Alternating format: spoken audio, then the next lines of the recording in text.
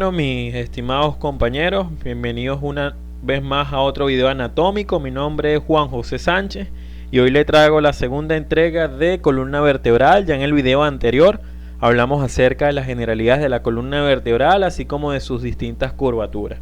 Primero que nada, los exhorto, los invito a que se suscriban al canal. Aquí en la esquina inferior derecha les dejo un link directo para que se suscriban y puedan recibir directamente el contenido a través de notificaciones. Entonces les recuerdo de manera general que la columna vertebral está compuesta por 24 vértebras presacras, es decir, las vértebras que están por encima del hueso sacro, que son las que van a ser objeto de estudio hoy, ¿sí? Y por lo que es el hueso sacro y el hueso coccigio.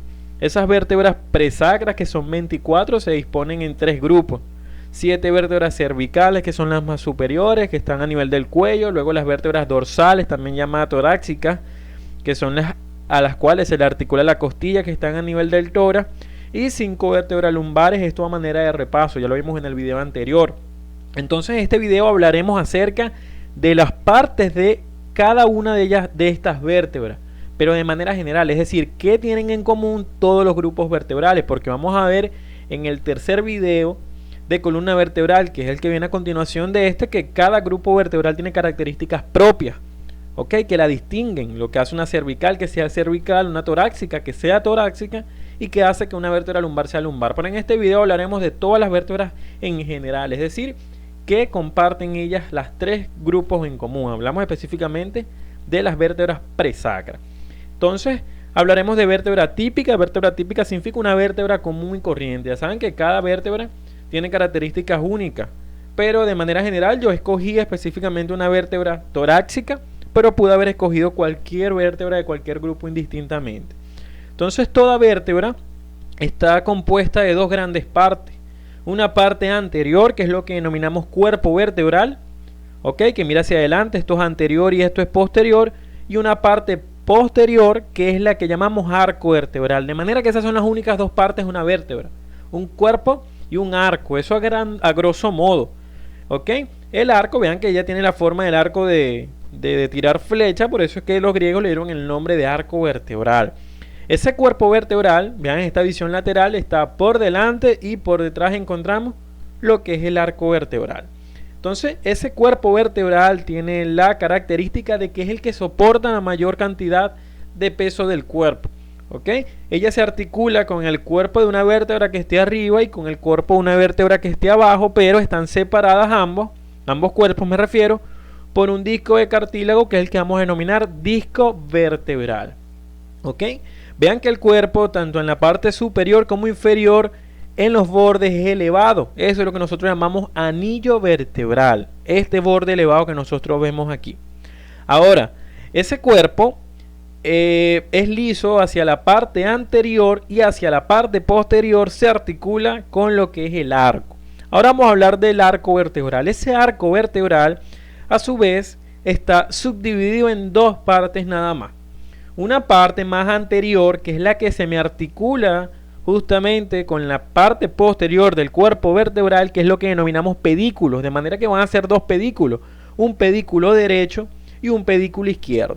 Y una parte posterior, que es la que vamos a denominar láminas, van a ser una lámina derecha y una lámina izquierda, de manera que el arco vertebral está compuesto por dos pedículos hacia anterior con los que se une al cuerpo vertebral y dos láminas hacia posterior, que es lo que me termina de conformar el círculo que es el arco vertebral. ¿Ok? Ahora, una vértebra, aparte de tener esos dos pedículos, en el borde superior de cada pedículo vamos a encontrar una escotadura, muy importante. Más adelante, cuando veamos un conducto, les voy a volver a retomar estas escotaduras. Hay una escotadura por encima del pedículo que se llama escotadura superior, que es muy poco marcada, y una escotadura que está por debajo del pedículo, que es muy marcada. Es la escotadura inferior. En algunos libros lo conseguirán con el nombre de escotadura vertebral profunda. Me refiero a la inferior. ¿Ok? Entonces, cuando yo monte una vértebra con otra, se van a unir escotadura inferior de una vértebra con la escotadura superior de la vértebra que esté abajo y me harán un conducto que ahorita se los explicaré. ¿Ok? Entonces, ¿qué pasa? La mayoría del peso del cuerpo en sentido longitudinal va a través del cuerpo, pero a través del cuerpo de la vértebra. Pero recuerden que el cuerpo, o sea, el cuerpo, me refiero al cuerpo en general, a medida que va descendiendo va cargando más peso y que la mayoría de las estructuras del cuerpo están por delante de la columna vertebral. ¿Ok? Entonces, ustedes ven, imagínate todo el esfuerzo que tiene que hacer la columna para soportar el peso de los pulmones, el corazón y de todas las vísceras que estén en el intestino. Lo único que está por encima de la columna es la cabeza, porque el resto, todas las vísceras, incluyendo la del cuello, están por delante de la columna. Es por eso que ella tiene una serie de palancas, que son las apófisis, que son las que sirven para que se le articulen los músculos y alan la columna hacia atrás de manera que ella no se vaya de boca. Es como más o menos el mecanismo de una caña de pescar. La alba hacia atrás para que literalmente nosotros no nos caigamos de frente. Esas son la función de algunas de sus apófisis. Entonces, una vértebra, cual sea, de cualquier grupo, tiene 7 apófisis. Esas apófisis las vamos a dividir en 2 grupos, en apófisis articulares y apófisis no articulares. ¿Cuáles son las apófisis no articulares? Bueno, las que nosotros conocemos comúnmente. Esas apófisis articulares van a ser 2 que van hacia los lados, que son las famosas apófisis transversas.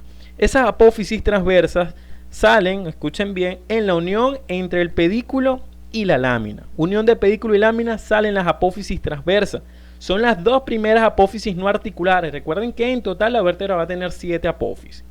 Y por último, la única apófisis no articular que va hacia posterior es la apófisis espinosa, que es la que nosotros vemos, sobre todo en las personas flacas que están en la línea media como unas punticas. Esas son las puntas de las apófisis espinosas. Entonces, esta única apófisis espinosa que tienen la mayoría de las vértebras se forma por la unión de lámina con lámina. De manera entonces que las apófisis transversas, unión de pedículo-lámina, y apófisis espinosas, unión de lámina con lámina. Estas 3 vértebras, apófisis, me refiero a las 2 transversas y a las espinosas, son las que llamamos apófisis no articulares porque ellas no se articulan entre sí con otras vértebras. No, ellas sirven es como palanca, lo que les expliqué ahorita, de sostén. En ellas se insertan músculos. Ok, claro, vamos a ver que en las vértebras torácicas, como en esta, o sea, las dorsales, aquí también se une la costilla, pero no articulares se refieren a que no se articulan entre las vértebras, pues entre ellas. ¿Ok? Entonces, además de esas apófisis no articulares, que ya les recuerdo que eran las 2 transversas y la espinosa, vamos a tener unas apófisis articulares, que esas sí son las que hacen que se articulen vértebra con vértebra.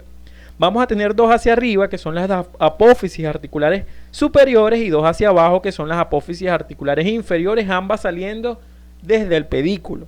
Entonces, si yo pongo una vértebra igual a esta por debajo, vamos a ver que las apófisis articulares superiores se articulan con las apófisis articulares inferiores.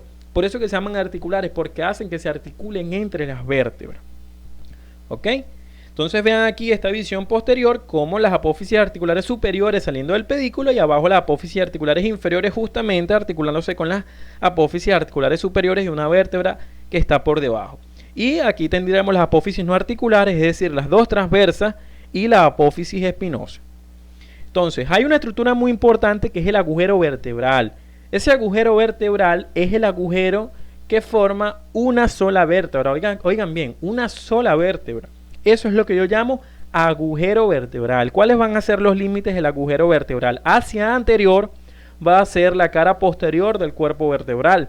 Hacia el lateral vamos a encontrar los pedículos del arco y hacia posterior ambas láminas del arco. De manera que el agujero vertebral, también lo pueden conseguir con el nombre de agujero raquídeo, está formado por el cuerpo vertebral, específicamente su parte posterior, ambos pedículos y ambas láminas.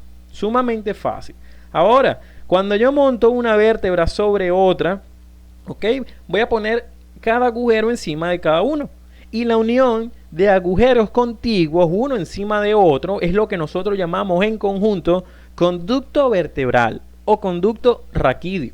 De manera que si es una sola vértebra es agujero, pero la unión de varios agujeros es el conducto. Y este conducto vertebral es de suma importancia porque en el conducto vertebral es que pasa la médula espinal. Imagínate, una de las funciones de la columna vertebral no es nada más soportar peso, sino también proteger esta estructura del sistema nervioso central tan importante como es la médula espinal. ¿Ok? Y ese agujero vertebral nace arriba, a nivel de lo que es la primera vértebra cervical, que ella se comunica con la base del cráneo, con el agujero occipital, y ahí nace la médula espinal y termina abajo, incluso perforando el hueso sacro, metiéndose adentro del hueso sacro. Es el mismo conducto vertebral. Ahora vean aquí esta imagen, una visión posterior, y esa flecha le está señalando la entrada al agujero vertebral de esta vértebra, pero que en conjunto, agujero con agujero, me harán el conducto vertebral. Ahora, para finalizar, les hablaré de un agujero muy importante que es el agujero de conjunción, también llamado agujero intervertebral, porque vean que son agujeros que se forman entre dos vértebras contiguas. Ese agujero vertebral o de conjunción, oigan bien cuáles van a ser los límites. El límite superior va a ser la escotadura vertebral inferior, que era la misma escotadura vertebral profunda, recuerden que salían por el borde inferior del pedículo. Va a ser la parte posterior del cuerpo vertebral, va a ser la parte posterior del disco y lo que es la escotadura vertebral superior. Entonces, la unión de ambas escotaduras con la parte posterior del cuerpo vertebral y la parte posterior del disco vertebral es lo que me limita o delimita al agujero intervertebral o agujero de conjunción. No lo confundan con el agujero vertebral, que ya vean que los límites son totalmente distintos. Ustedes dirán, ¿para qué son esos agujeros intervertebrales? Son de suma importancia porque son los lugares por donde van a salir principalmente los nervios raquídeos, es decir, el sistema nervioso periférico. Ustedes van a ver C1, C2 como nervios, C3, C4, D1, D2, D3. Ellos, para abandonar la médula e ir a sus lugares de inervación, tienen que pasar por estos agujeros intervertebrales. ¿Ok? Entonces hay una patología muy común que es una hernia discal, que es cuando este disco intervertebral se sale, por decirlo de alguna manera, y su contenido protruye hacia atrás y presiona las estructuras que están en el agujero intervertebral y va a causar un dolor porque va a presionar al nervio y va a causar un dolor neuropático a lo largo de todo lo que es el recorrido del nervio. Esa es la famosa hernia discal, ¿ok? Porque es una hernia que presiona a las estructuras que estén en el agujero intervertebral. Entonces vean en esta imagen, esta es una vértebra torácica. Vean que aquí está cortada una vértebra, la parte superior una vértebra, aquí estaríamos la apófisis transversa, aquí la espinosa. Este sería entonces el pedículo, porque aquí se ven las láminas, unión de lámina con pedículo. Recuerden que es que sale la apófisis transversa, de manera que aquí estamos viendo la escotadura vertebral superior y vean cómo está saliendo un nervio, en este caso de la cavidad torácica. Entonces puede ser T2, T3, cualquiera de ellos, pero vean que es a través del agujero conducto intervertebral o también llamado de conjunción. Entonces, amigos, este ha sido todo el video. No olvides darle like en la manito aquí abajo, suscribirte en la carita que te sale aquí y seguirme en Instagram en @JuanPisoSánchez1315.